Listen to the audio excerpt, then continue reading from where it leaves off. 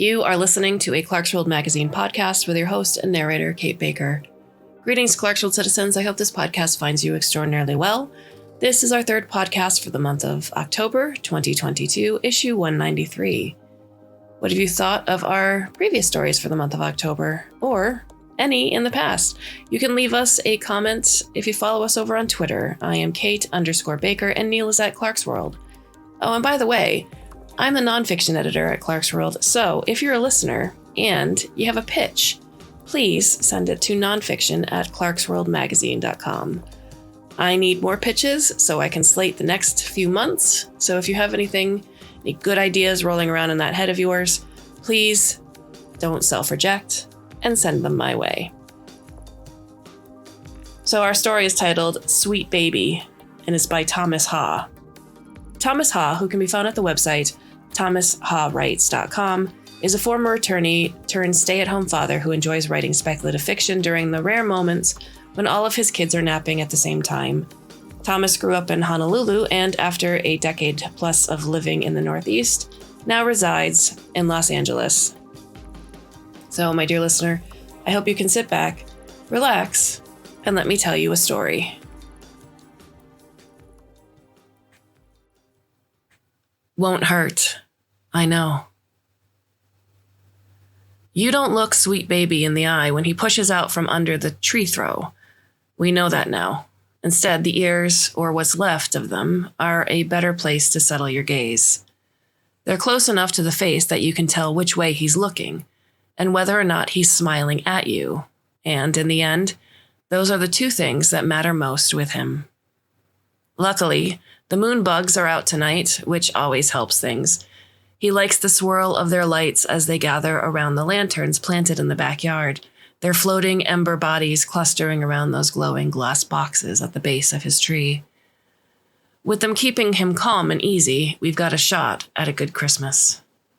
The rest of us wait a bit until his head clears the roots, and he starts sticking his chin in the soil to get some momentum, inching forward, little by little. That's when we're good to walk over in his direction from the back of the house, past the outer ring of blue posts, then step by step to the yellow posts, before stopping at the last and closest ring around the oak, at the posts that are brown-red. Hands. Captain holds his up, palms toward the tree. Shay wipes her apron and raises hers. Then I pull mine out of my dress pockets too, so Sweetbaby knows we aren't carrying anything sharp. And when he's ready, he gushes a little more out into the grass, a glistening torso that unfurls in the cool chill of the mountaintop air. Then his fingers, almost as long as my forearm now, reach up, fan out, then grip at the dirt to move things along. Part of me always hopes that he's grown too much since that last time, that he'll get good and stuck. But there's always more body than I anticipate before the metal collar and chains around his middle clink up to the surface where we can see. That safe sound of restraints Captain nailed deep in and all around, in that grim gray oak. Console, Christmas lights, Captain says. The house behind us shimmers in sequence, red, white, red, and I can see his eyes are glassy and not really taking in what's in front of him.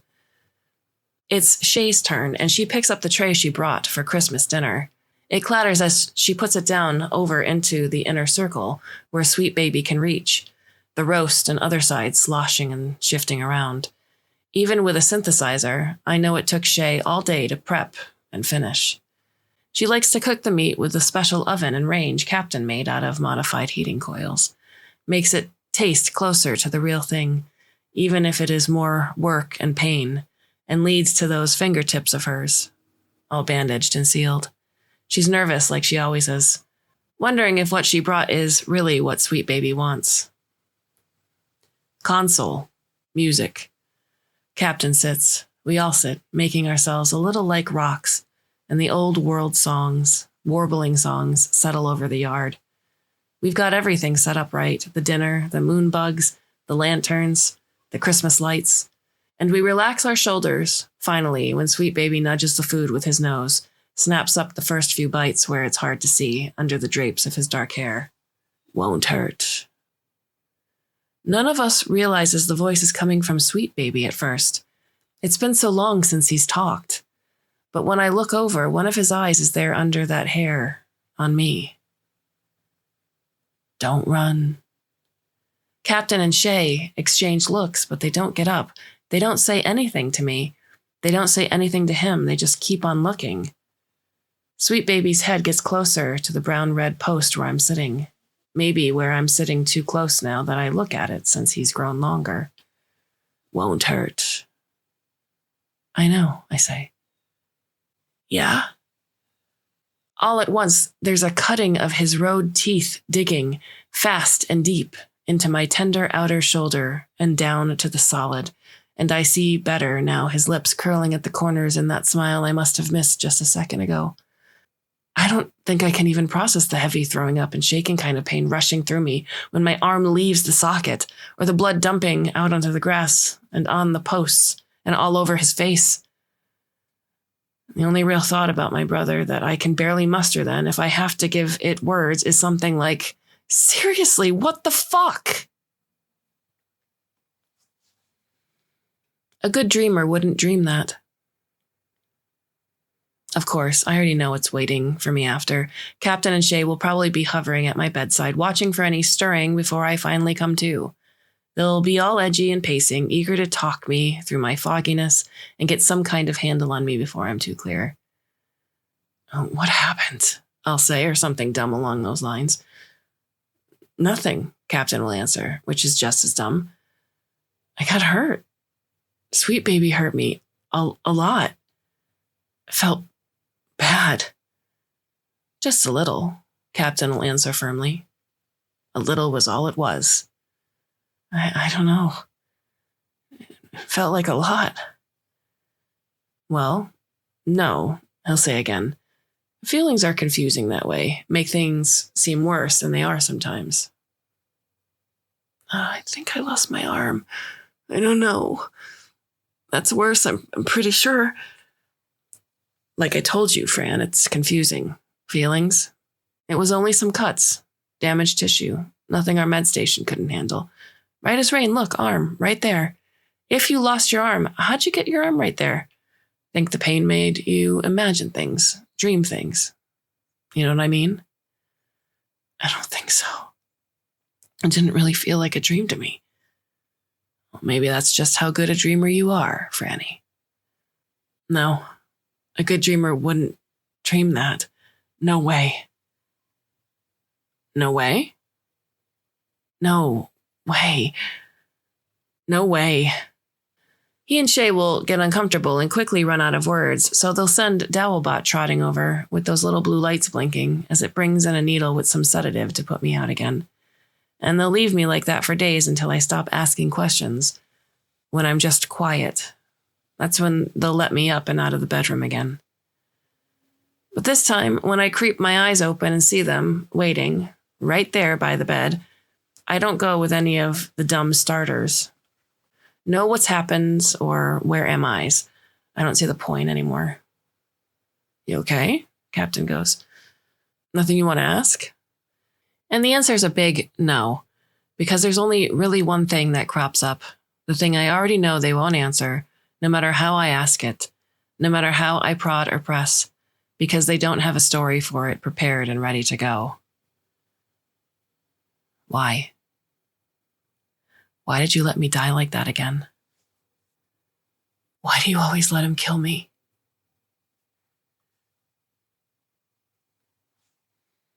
Rephrase query. The upshot after a death, if there ever is such a thing, is that they'll leave me alone because they're afraid of the things that might come out of me, or maybe of what will come out of them, if I keep up my questions. So they mostly keep to the far corners of the house, if at all possible, each of them finding a way to be elsewhere. Our house has 6 rooms, which feels like a lot and not at the same time. My room, Captain and Shay's, the deck, the engine room, the cargo hold, the medical office, then in between a couple of bathrooms. Captain calls them shitters, but Shay says not to repeat it, and a spot up top with windows we call the view. After something with Sweetbaby, those rooms aren't enough. So I take a walk down the mountain, and Captain and Shay don't try to stop me or anything, so long as I don't go all the way down to the Gloomfields. Dowabot stays close, responding to my occasional prompts, while I practice throwing rocks at trees, feeling out this arm and all the rest that isn't really mine. How's the soil in this spot? I lob something a good distance. Dowabot lowers its forelegs and dips a sensor implement from the underside of its shell and processes. pH 4.9. Phosphorus 22.5 parts per million. Potassium 72 parts per million. Magnesium 57 parts per million. Limestone fabrication recommended for target pH. How about the Gloomfields? Any idea what it's like in there? I whip a pebble that clacks somewhere in the brush. Dowabot's lights flicker from blue to yellow, that machine body turning, almost like it's looking the same way I am downhill at all of that gray, but it doesn't answer because of the captain's content blocks. Well before he and Shay started coming up with bullshit stories about the Gloomfields and how Sweetbaby got sick, he was putting all sorts of blocks on our consoles and terminals. Dowabot and I have found little ways around that, though, the two of us. Rephrase query, Dowabot offers, and I know it doesn't technically modulate its voice, but I like to imagine there's a playfulness to the instruction. Do you know what the soil is like? 500 meters west of our current location? From Captain's prior readings, pH 6.6, phosphorus 45 parts per million, potassium 148 parts per million, magnesium 100 parts per million, numerous trace elements, including zinc, copper, sulfur. Good growing, huh? Dowabot whirs and widens one of its lenses at the blanketed foot of the mountain without an answer. Sometimes it stares at that steamy-looking terrain, the way humans might. At least, that's the way I interpret it. Any signs of life forms in the 500 meters west of our current location? Rephrase query. Any biometric readings? Rephrase query. Any multicellular organisms? Rephrase query. One of my rocks finally chips a bit of bark from the tower pines. Dawa, come on. Can you give me a hint? Any sign of unusual activity within, say, the last 72 hours in the area 500 meters west of our current location that isn't because of the family? Dowabot's lights pick up their blinking from yellow to blue. Unknown. I've spent as much time fuming and flinging things around the lower mount as I can, so we hoof it uphill back to the house, where Shay's putting up sheets and underwear on a line to dry, a convenient way to act like she hasn't been hanging around on my account. Fran, hope you're keeping out of the gloom. Spending a lot of time at the bottom of the mountain. Yep, I know. Can we talk? She comes up in front of me with sleepless eyes, strown hair, all of her worry, but I keep peeking over her shoulder around the corner of the house at that grim gray oak and that dark little hole beneath. Captain and we're sorry. I just want to say that more than anything. About Christmas dinner and everything. Clearly we didn't do enough, and I understand if you're still upset. It makes perfect sense. I would be too if it were me. Big splotches of brown in the yard are visible from here, on the grass and the posts. It's a lot. I know it. You deal with a lot. Shay turns my chin and pushes some of my hair back. It's not easy dealing with what you deal with, and it's too much. She hugs me to her. It's a bad habit, but I find myself leaning and holding too. Captain and I have been talking it over about what went wrong. We think we'll keep you back in the blue circle for the next Christmas dinner. That way, next dinner? I straighten up. Well, I don't mean not right away or anything, Fran. Shay's mouth gets thinner. He's going to have to eat again at some point. You realize that. So I'm just thinking ahead, trying to plan so we don't get him riled, you know? Don't get him riled? I push my way around and almost knock into Dawabot. Wait a sec. Franny. Come on. Can you talk to me? Rephrase query, I yell over my shoulder. What's that supposed... Wait, just wait a sec. Calm down. Will you just calm down? Rephrase query. Where are you going, Fran? Fran? Rephrase query. I grab one of the loose stones in Shay's garden that's sitting on one of the little dirt mounds, point a finger with the other hand because I've seen people do that in archive clips, and let it fly. There's a satisfying pakak as it nicks the edges of the tree and vanishes into the dark, and I wait to hear something, any kind of rustling or breathing or snapping or thumping. Nothing happens, though. Stupid. A lot less meaning. Shay's trick to meals and smoothing things over, food and otherwise, is the same every time. You have to mix the old with the new, she says, so your head doesn't always know what's what. She synthesizes the proteins, the basic ingredients, but she takes anything else she can, fresh from her garden, to cook together or sprinkle over or whatever it is she decides to do. I once pointed out to her that the seeds in her garden are originally synthesized too, printed by nanites within the GFAB, to mimic the properties of vegetables and fruit from prim space. Didn't matter, according to her, because in the growing and soil learning they acquired their own flavor, she insisted. All for us to consume. Captain eats his meals with us in silence, glassy eyes, heavy breath, and sharp smells from his nose that I can pick up from my end of the table. He says it's an odd habit from service, that IC soldiers don't like to talk and mess. But like everything else they tell me, that may be untrue.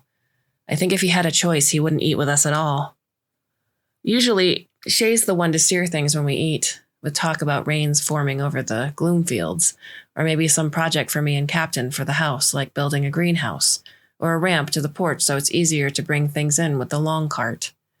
But I'm still feeling prickly, I guess, because I decide on different conversation. Did you know Christmas is once a standard year? What?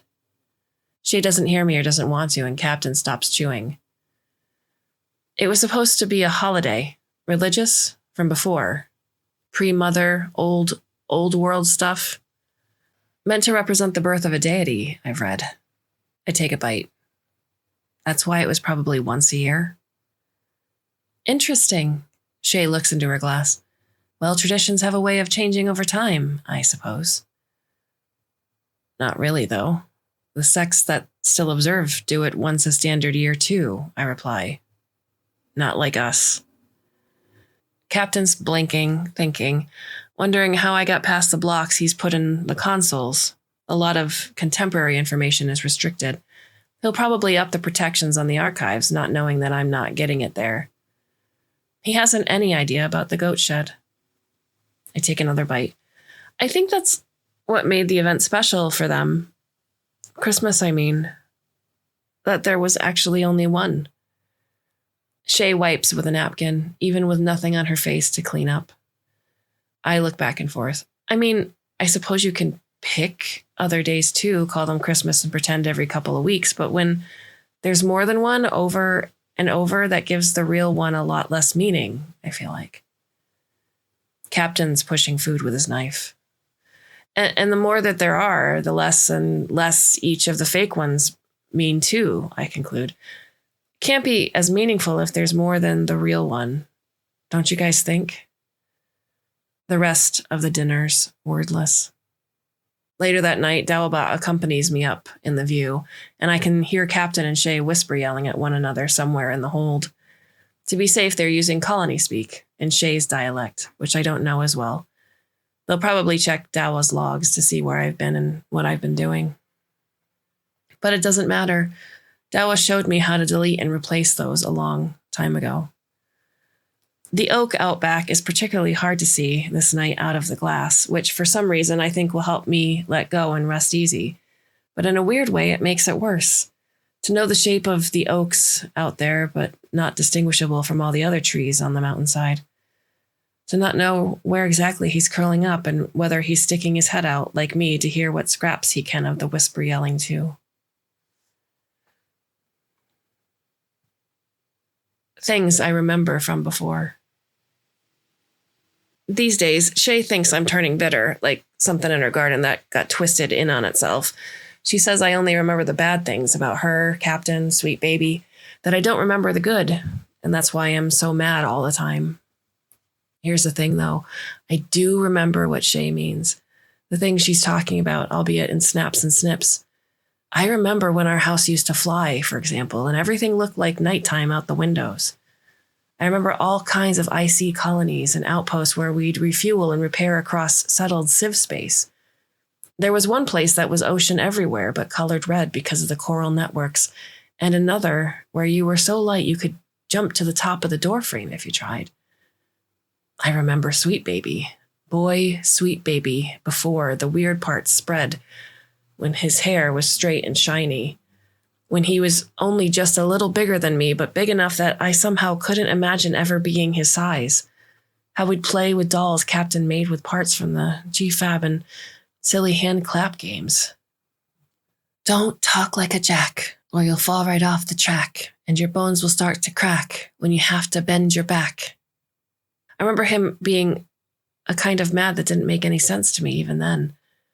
The first time he slapped me, we were scrapping over one of Captain's dolls and a piece of the head came off. He said it was because I bit it, and he smacked me right in the mouth. Except he'd been the one to bite, and I could tell from his eyes. He didn't know that what he was saying wasn't true. I remember all sorts of meanness like that never seemed to match what I said or what we were doing. Didn't follow any pattern or time of day or season or track with the weather outside. Screams and scratches, kicks that just came and went without warning. And I remember Captain and Shay starting to tell stories about him, at first to others, then to me, and then over time to themselves. How in the beginning, Sweetbaby wasn't sick no matter what they were seeing or what I said. And that was the story for a while, until his body started to change with his behavior. First, the forehead and jaw swelling, then the torso stretching and the fingers lengthening. Then it was only that his body was sick. His mind was okay. He was still their boy underneath. He just had trouble showing it was all.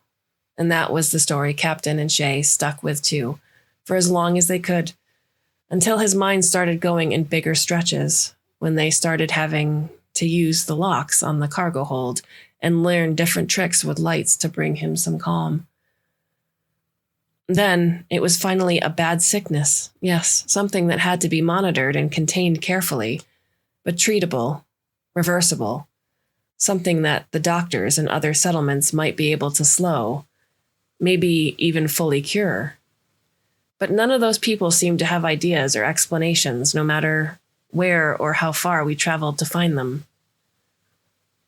And through all that, over and over, version after version, they didn't ask to hear any of my stories about Sweetbaby. No, because when you're little, people want to tell you the stories, never want to hear yours. If they were to ask me about it, and believe me, I know this for certain, they never will, it was there from the beginning. My brother was sick from the start.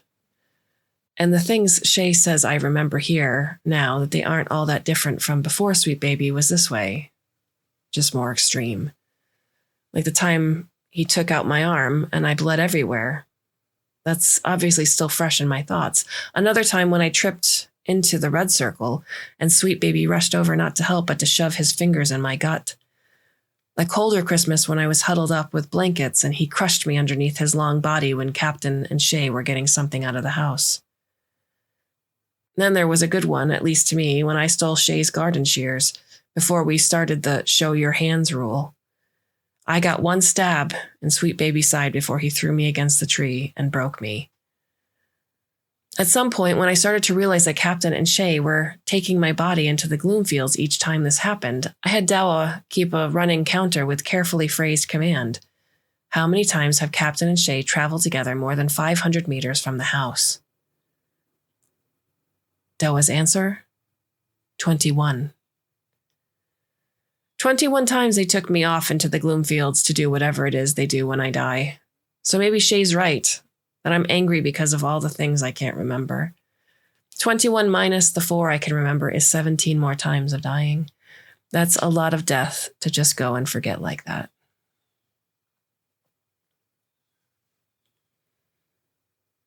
Things I learned from the goat shed.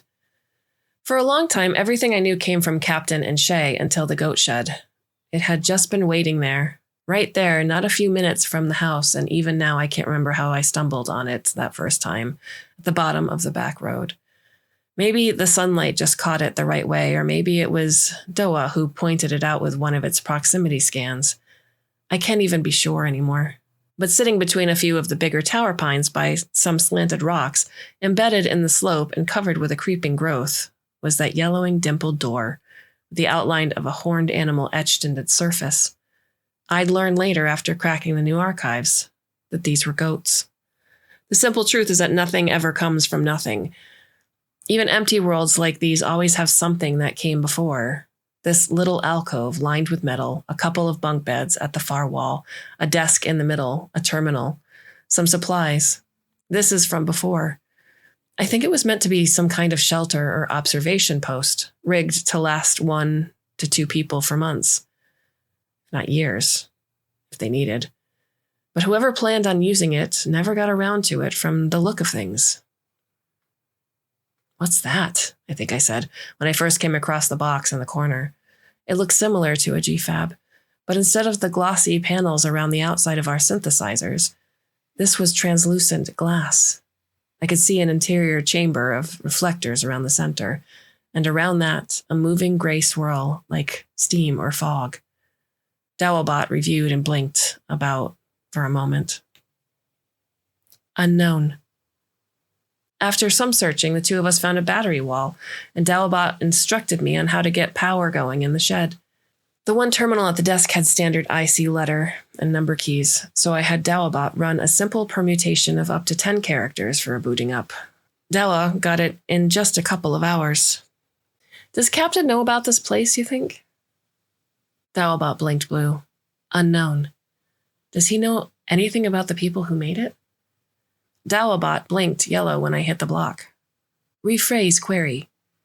"Does Captain know anything about any settlements that were here before we arrived?" Dowabot blinked blue to my surprise. Because of his rank, the captain has access to certain privileges and information, including about prior colonies. He has researched this one in detail. Has he been here to this colony before? I mean, before us when he was in the IC? Dowabot blinked blue. Unknown. We spent weeks after fiddling with the terminal and the device in the corner. With some trial and error, we confirmed the thing was indeed some sort of GFAB. I synthesized little objects that were in the shed's logs at first. Toolkits, extra components for the terminal. Then I had an idea for speeding up the process of figuring out the goat shed. Can we create another Dowabot? Typically, complex machinery is not synthesizable. It is recommended that you fabricate the components and then assemble them. I had my suspicions that the goat shed was capable of something different even then, but I deferred to Dowa if it wanted to do things the traditional way. I asked Dowa to access its own designs and begin the process of fabricating and constructing a second quadrupedal bot. And while it undertook that request, I found other ways to keep busy myself, reading through the shed's archives. These non-captain, unblocked archives were disorganized but useful. Here's some of what I learned from the people who built the goat shed. 1. This is one of many posts that belong to a research colony, a settlement that was once called Asclepia. 2. Scientists and their families assigned to Asclepia were particularly focused on synthesis technology. I haven't found a direct link, but the more I read, the more I'm convinced that their research and engineering were tied to the precursors to common GFABs. 3. The Asclepians studied animals, plants, and all kinds of organic and inorganic material in order to test the ways they could or could not be synthesized from constituent matter, transferred energy, and prefabricated designs. 4. The goat shed has a backlog of supplemental designs for synthesis beyond anything I've seen in Captain's house. 5. Synthesized butterscotch candies are incredible. 6. The Asclepians advanced synthesis well beyond what was distributed to other icy colonies, so they worried about what the icy colonies would do if they found out. 7. Some aquatic mammals, in addition to various species of bird, engage in asymmetric slow-wave sleep. Half their brains stay alert and operate the body, while the other half gets the chance to recover. I don't know. It was in one of the files of background research materials. I just thought it was neat. One part carries the bird and the other part gets to rest. 8. The colonists on Asclepia kept writing about something called the 9-Moon War. I've heard Captain talk about it too in the past. They thought it would lead to something disastrous if they weren't careful. 9. According to local charts, the area where the Gloomfields are located is called Open Access Facility 10101. It was one of the last large-scale synthesizer tests that the researchers undertook before the war broke out. It's unclear how close to finish the facility ultimately was. 10. Synthesizer design file names and codes to remember. Barbecued short ribs, 18 BC 782224. Chocolate pudding, 2ER 25339220. Guava mango passion fruitcake, 90UI023MM2. 11. The undershell of Doabot, which typically stores its sensors, repair implements, and end effectors, is surprisingly spacious, approximately 50 centimeters long and 15 centimeters wide. This can be used to hold foreign objects if requested. It's also possible to use the goat shed synthesizer to create other tools that can fit perfectly within the cavern of that undershell if so desired. And if you wipe Doa's logs afterward, no one, not even Doa, will know that you placed something helpful there for when you need it later. Posts and pots. Captain lowers his rounded shoulders after each swing. He pauses in the afternoon's oily heat between hammering the posts back into the ground, farther out from where they once were, to account for Sweetbaby's reach. First the circle of blue posts, then the yellow, then the brown-red. I hand him a water glass when he takes a break, and he sips at it, watching the grim gray oak, like I am. What do you want me to say? He doesn't look at me when he asks. Nothing, I answer honestly. It's never been like us to have long father-daughter discussions. I think maybe he feels things are changing and has to have some part in it, no matter how late or inconsequential it may be. You know, we would run into all kinds of problems in the IC. A lot of them probably our own making. Captain's hands drifts to something in his back pocket before he remembers himself. I think part of what they teach you is figuring out that you sometimes have the tools for the solutions, too. He stares at Doabot for a long time before I take the glass, and my nervousness starts to prickle, wondering if he knows something. But if he does, he's content to just let it sit, the way he lets everything just sit. In the end, it's a lot of nothing for someone lecturing me about fixing things. Back in the house, there's a crash and sizzle of pans on heating coils, and I can smell Shay's veggies popping and crackling in synthesized oil. She asks me to bring over one of the serving dishes, and out of one of the pans she rolls off a crumbling mountain of sweet potatoes and onions and carrots. Just from the way she's carrying herself, eyes squinted and focused and muscles all around her neck bunched up, I can tell that she's getting ready to talk. It's a shame, you know, that you never really see it. The hum and rhythm are of words that have been cycling in her head for a long while, with a practiced rise and fall. You never see how much better Sweetbaby's gotten through all of this. It's not just the setbacks and problems. There's improvement, too. I mean, there are times now when he'll eat from my hand, put his head down and listen when I sing to him out at the oak. He's getting better. I stir one of the sauces before it gets hard and clumpy and burned at the bottom. The thing of it is, you have a choice in how you act, Franny. You have a choice. He doesn't. That's the illness that stops him from having the choices you have. And you're old enough to appreciate that before you do the things you do. I could let this go, I suppose, continue to stir and keep the sauce moving instead of stopped and burned, but something about it just gets to me. I'm confused. I cluck my tongue. Didn't you just say he was getting better? Shay's lips are pressed. You know, eating from your hand, listening to songs, improvement? I tap the spatula on the rim of the pot and let it rest. Shay's pretending to swipe oil spatters off the range. What are you getting at? It's just a coincidence, right? That stuff, it has to be. You caught him at the right time, luck of the draw, because good sweet baby, bad sweet baby, it all just depends. I don't know what you're saying. Well, is he getting better or not? There's intentional softness and sharpness at the same time in my voice. Because if it's sickness driving everything, then none of what you said about feeding and songs means anything. He's just sick.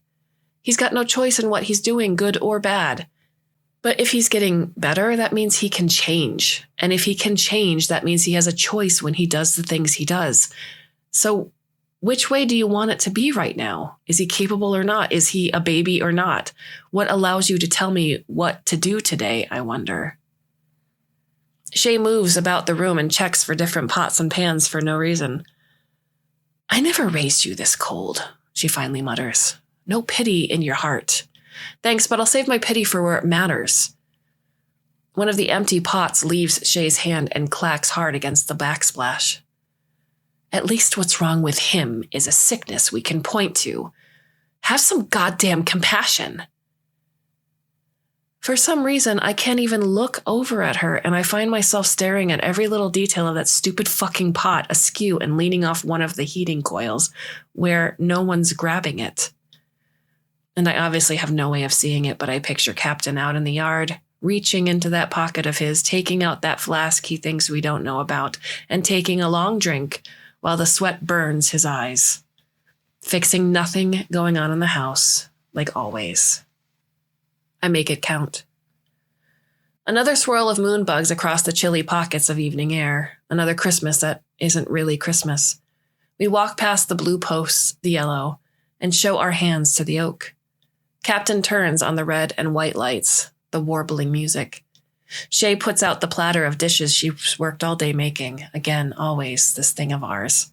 Sweetbaby's head comes out from under the tree, and I'm locked in on those lumpy ear stubs. The long fingers up and out, digging into the soil, dragging the unwinding torso. Inch by inch, he squeezes onto the grass, his skin tight and splitting where it isn't shiny. While Captain sits hunched and rocking unsteadily, Shay's humming and nodding to the music, trying to keep everything smooth and calm. They're both just watching their sweet baby, which is how I want it to be. How's the soil over here, Doa? I whisper. The bot lowers its forelegs and opens its undershell to extend its sensor, and I reach my hand in. Sweetbaby seems to know something's different, or maybe he's just looking to make some trouble, because I can feel him turning away from the food he's snapping up toward my part of the lawn. It's been years since I've taken his face in full, more than forever, really, since I've dared. Hard not to notice that his eyes have dropped down to the sides, almost to the cheekbones, where they're almost all spotted black, inflamed and weepy. The slant of his nose and mouth fuses into one long face that reminds me of pictures of horses. Not as bad as I thought it was, honestly, now that I take a moment. And I think he's confused, too, that I'm not backing down or away. There's no twisting back or running or flashes of fear in me tonight. Captain and Shay start to tense, both of them sitting up, but not doing anything to stop Sweetbaby as he slides slowly toward me. I think they're yelling my name when I start to approach the brown-red posts, step by step by step, not turning from the enlarged head craning in my direction. He's listening to me whisper. No smile. So I know there's no attack coming just yet.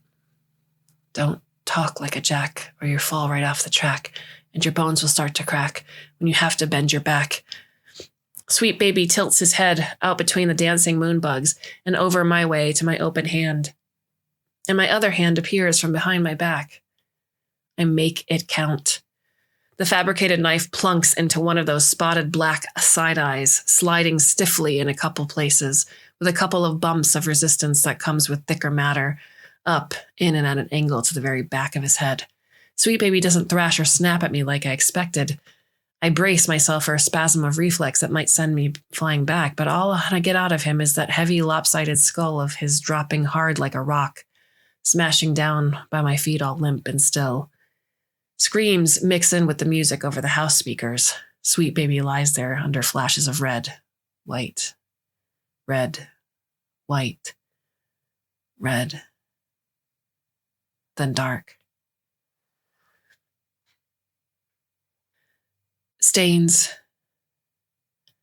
Captain's hands are rough, I notice, like sandpaper, like they've seen a lot of sun and cold cracking at every seam. First time I've ever picked up on that when he squeezes my upper arm and drags me into the house. Daobot and I are lobbed in, and he gives me a look before he orders the main console to lock the doors until he returns. He's tired, maybe, but not angry, not surprised. I observe. When he's gone, I stand in front of Shay's full-length mirror and look at the stains all over my neck and down my dress.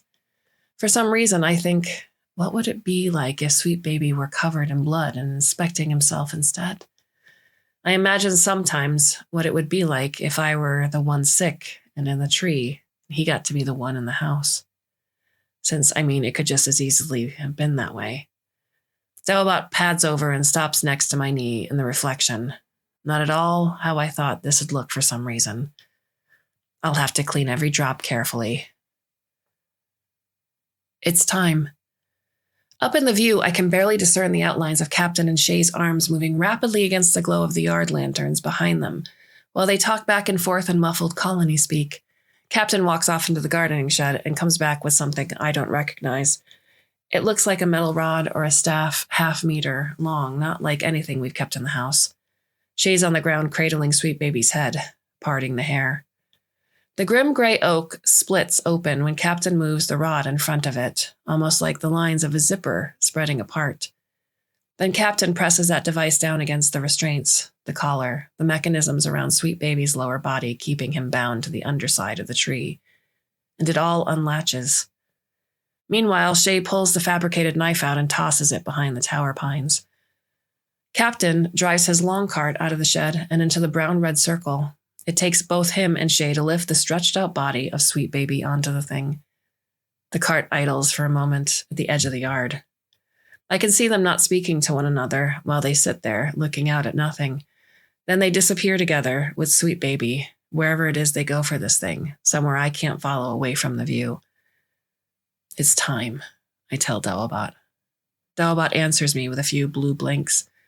In the goat shed, Dawa too powers on, extends its hind legs and forelegs, and rises from the floor. Into the gloom. The thing I hate about stories is that they're only ours until we tell them, and then, whether we like it or not, they belong to someone else. You can't control them even if you want to, the second they're out of your grasp.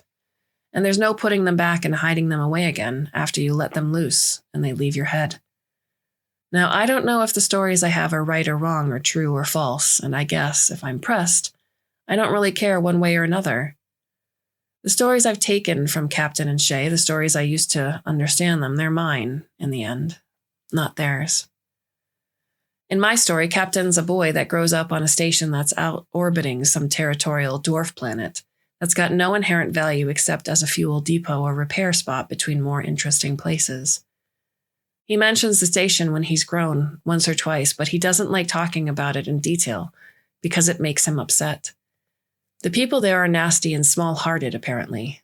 The boy's father, to hear him tell it, is the nastiest version of that kind, always close to a bottle or a needle or a powder case, only bothering to talk to the boy, to order him around or otherwise tell him poisonous and unsettling things the boy tries to keep from getting into his heart. It's no surprise then when the boy's barely old enough to write his name and to make a run to a recruitment center that he signs a contract with the Intra-System Consortium, so long as they agree to take him quickly. And true to their word, the consortium takes him as soon as he can make it to the docking bay, far out to all kinds of places, all over the stars, but most importantly, away from the station, that nastiness, and the man who says those poisonous things. Someone in the IC, gentle, grandfatherly, teaches the boy early on how to fix up ground troop machinery, Another old-timer helps him learn the proper way to carry a rifle. He memorizes a safety protocol for landing with a dropship and deploying safely on new planetary terrain. His body gets bigger and coated with muscle from the weight of all that gear. Sometimes his bones get too soft from too much time in ships between deployments, when he's not careful about taking his treatments. But he learns everything he needs to make his way in the IC. Eventually, he works hard enough in all kinds of roles before they start calling him Captain. He almost never thinks about the station he's from, that place, and those nasty people when he's doing the work for the IC, which is just the way he always hoped it'd be. On one of his last contracts as captain, he takes up a command on an extraction colony he's never been to before, a beautiful place where you can see through the water, and people speak a dialect that takes him a few years to learn. But he learns it a lot faster after he meets the girl. This girl, unlike the boy, she's absolutely in love with where she's from and the people who helped put her there. She works in her father's restaurant just off one of the IC bases, and she talks about that colony in detail, even years later, like she's only just left it a week or two ago, instead of the decades it's been. Her parents, her 3 brothers and 2 sisters, the people working the restaurant, who they all call uncles and aunties, she can remember all their favorite foods and what they look like and what makes them laugh. I think that's what makes the boy so enamored from the very beginning, because she's so enamored with everyone and everything. I don't actually know much about the courtship, retold or otherwise, but I imagine it's got to be romantic. A lot of sneaking off base to sit by water that goes beyond the horizon, under cloudless night skies that were only starting to grow cloudier as the IC extractions picked up their pace. A lot of the conversations about what their idea of life might be like if they decided to give whatever it is they have a go, if they leave together before the inevitable decay that follows IC operations in these kinds of resource spots. I'm not sure why I'm thinking about this tonight of all times. I guess watching that long cart drive into the gloom, seeing it closer on screen on Dawabot, who's picking up a live feed from Dawa 2, who we've sent to the trail after Captain and Shay and document what they're about to do, I just keep thinking about the kids they used to be. What did the boy think when one of his kids got sick, when the child's body started to reshape itself into that horrific, lifeless thing, sprawled out on the back of that vehicle, bumping up and down on the dirt? I'm betting he remembers that station in the middle of nowhere, again and again, after all that time and energy trying to forget it. I'm sure his mind turns around and around hunting for reasons, suspecting, perhaps, that he was exposed to chemicals from repair work or fuel tanks when he was young, or, later on, the experimental weapons or serums they used in the IC, something at some point that marked his blood and got to his children. He doesn't know. And even though he'll never have an answer or know one way or another if he has anything to do with what's happening to his family, he'll believe it, inside, where his old man's words managed to creep in all those years ago. He's the one at fault for Sweetbaby and the way he is. And what about the girl? I don't believe she thinks too hard about who or what's to blame the way the boy does. No, I think she dwells more on what's ahead and what they'll do when it's clear the sickness is here to stay. She probably keeps remembering those parents of hers, those brothers and sisters, those aunties and uncles, the clear water and cloudless skies she was so fond of all the way back where she started. All the things she didn't realize she was leaving behind forever when she joined the captain on whatever it is they've created together all the way out here.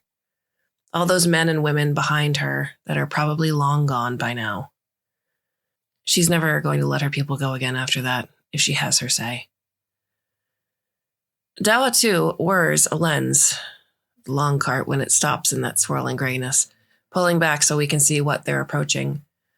There's something up there, a series of reflective panels, rectangles glinting in that fog, but they look almost suspended, not connected to anything I can see. They're bigger than our house, way bigger, gathered in a kind of circle above a metal platform. Captain and Shay, boy and girl, take the body in the long cart together, and they approach the structure ahead of them. When they come out, they'll have a brand new, unconscious Sweetbaby to drag home and nail back into the inside of that grim gray oak, as if nothing ever happened, just like they always come back with another brand new me. This is where they've been going, and what I needed to see. This is what I needed to learn. The only story that matters, and they can't take it back from me once I know. A sort of goodbye. Everything creaks when they move through the home, leaving scattered dust and dirt that they won't bother to clean. Shay goes to lie down in the bed, whimpering from what I can hear until she slows to little halting breaths. Captain passes out in the living room in his armchair, head tilted back and spit catching in his throat, while he stirs every once in a while, eventually dropping his flask on the carpet with a dull thud. I take a look at both of them one by one, in a sort of goodbye that's not goodbye. Dawa, too, eventually gets here, and he undoes the restriction on the front door for me. Being built from scratch, he doesn't have any of the captain's blocks, which makes this a lot easier. The three of us, me, Dawabot, Dawa 2, we head out into the chilly air, down the slopes, toward the gray, out into the open. I walk ahead with certainty through the gloom fields, following Dawa 2's directions. I realize it's my first time leaving the mountain and entering the gloom alive. Why we're here. There's a vague feeling right away in the gloom of other things. Other almost shapes in the corner of my vision that seem something like shadows, trailing at the sides as I walk with Dawabots trotting beside me. Is there someone here? I ask more softly the farther we go. Rephrase, query, Dawabot says. Not in the sense you mean, Dawa 2 answers more candidly, without the captain's restrictions. There are no living bioforms in the open access facility. Then what am I seeing moving around? Rephrase, query, Dawabot weighs in unhelpfully. Dawa 2 tilts his lens towards me. Based on my observations, I believe that these are fabricated nanites, not dissimilar from the ones found within IC manufactured GFABs. They've replicated to the point of permeating the entire area, giving the impression of this fog, as well as what you may be perceiving within. Will they harm us? Rephrase, query, Dawabot repeats, and I imagine the tone is frustrated. The archives you've had me review suggest they will not. Their primary function is to assemble constituent matter and print designated forms from stored energy. Previous records of Captain and Shay's visits indicate that they are essentially inert machinery. The shapes are, perhaps, residual forms. They seem to flicker in and out of the moving mists, and I see them, more than anything else, as shapes my size or smaller. I imagine them as little girls somehow, perhaps, because that's what I know. The Dawabots see only bots, and I see only little girls. Do you know a way we can talk to them? Rephrase, query.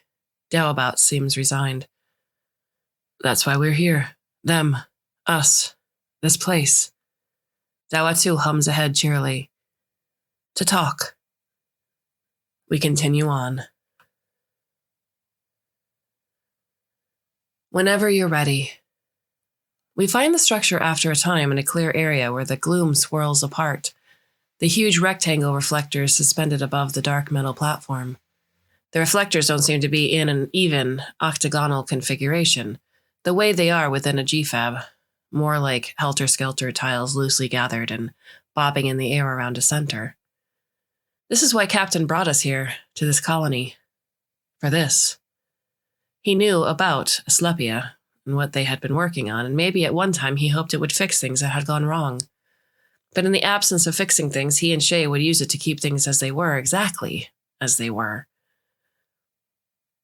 I let the Dawas plug into a series of connected terminals, repeating what they observed Captain and Shay do, and perhaps picking up more information from the terminals themselves.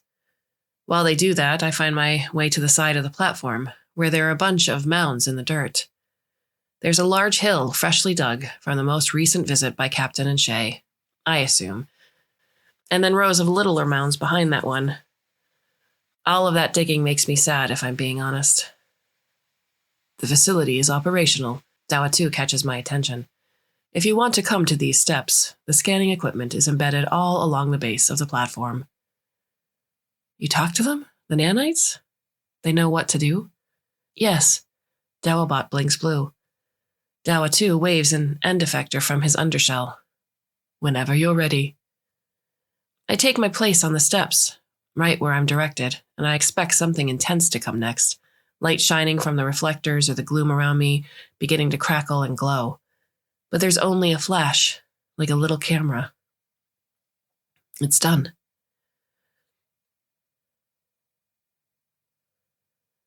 Time for us to go.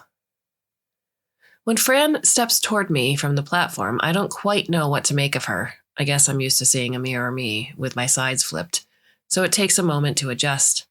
Since she remembers everything, she must be thinking the same. I suppose Fran and I could talk about what's going to happen now that she's here, but there's not really any point to it. You don't need to tell yourself what you already know, do you? I even predict how she's going to move, breathe, and blink, gesture, because it's still very much a part of what I'm doing. But with each passing second, her movements get less familiar. Her body is less and less my body. She's becoming her own person, which is good. It's what we wanted. And I know it for sure how separate we are when she starts crying all of a sudden because it's the first time she does something I don't expect, and I feel a little flutter. Scared? I ask. No. She wipes her eyes and toughens up. Just worried. For you. Don't be. Remember the goat shed and the plan? Fran forces a smile, takes a breath, and nods. Asymmetric, slow wave sleep. That's right. One part carries the burden, the other part gets to rest. I wave Doa 2 over and I command him to do what Fran tells him at this point, transferring any authorizations I have with him over to her. I mean it, of course, that she doesn't have to be worried. I'm excited more than anything about the possibilities. She can go anywhere, do anything, explore with Doa 2 and fabricate all sorts of supplies from the archives and other outposts, and goat sheds and whatever else Asclepia might have in store for her. If she needs help, I tell her she can always make another Fran here if she wants. She can build a whole Fran city on the other side of this colony, I tell her, and the idea of that makes us both laugh pretty hard. Captain and Shay won't come looking because they won't even know she's left. It seems only right that I stay because she doesn't need any of this put on her. I reach into Dawabot's undershell and remove a little pouch I've made for tonight and hand it to Fran. We've filled it with seeds, synthesized based on Shay's garden. She knows there's good growing out here, soil learning and flavor that these little things can pick up wherever she goes. I hope it tastes good. Then I have a silly thought, especially silly considering that I've technically only been living in this particular form a few days. So I'm not much older or wiser than Fran, but I sort of feel like a mother saying goodbye to a child. We embrace, and she's warm. I tell her she's going to be fantastic. Dawabot and I watch our others leave. Then it's time for us to go. What an idea. As I sit now back in the yard under the eaves of the house, letting a few of those little moon bugs crawl over my hand, their small bulb bottoms flickering about here and there on my skin, I have a few more funny thoughts that just start flying by in my mind, one after another. I ask Dawabot. It's dumb to even be mad, isn't it? It doesn't know how to answer a question like that, of course. I mean, what's there to be mad about when you really break it down piece by piece? I point to the oak trunk a ways from us. That's not even Sweetbaby when you consider how he got to be there, and what's more, I'm not even Fran. I haven't been for a long time. He hasn't, and I haven't. Dawabot stands silently. Their fights, their problems, they don't have to be ours if we're not them. We don't have to keep doing what they were doing just because they were doing it. We don't have to do anything if we don't want to. All the way from the back porch, I can hear Captain's throat snores and Shay's pitter-patter sighs. And though I know it's an impulse that'll flow through me and disappear before it ever solidifies, I think all of this is their fault. But in a way, none of it is too. Because nothing comes from nothing, and all they did was take the old and the new, what they understood and what they didn't, and tried to do what was right, even if it wasn't right by me. They're trying to hold something together that can't be held, and it'll all slip away from them, whether I get mad about it or not. There's no stopping what's coming, and gradually they're starting to figure that out. Dalbot's lens were at the lines of the trees in the dark, and it bends its hind legs to settle down by my hip comfortably. I was energy and gloom just a little while ago, and pretty soon I'll just be energy and gloom again, you know? And more, I think that's something to welcome rather than shut away and get mad about. Something stirs beneath the oak, and I think I see weepy, spotted eyes under those overlapping roots, where I imagine Sweetbaby is listening to these stupid, rambling ideas of mine. I look at those eyes for a long time, in those shadows, without the burden of fear, and it feels nice. Even just for fleeting moments, to be untethered from these tired and hateful forms. To be free of our names and our stories. What an idea. The both of us. Free.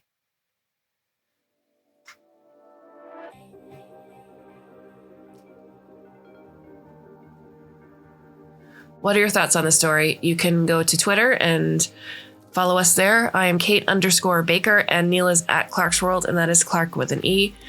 We have more stories coming to you for the month of October. I hope you can come and join us. And until then, I bid you a very fond and hopefully very temporary farewell.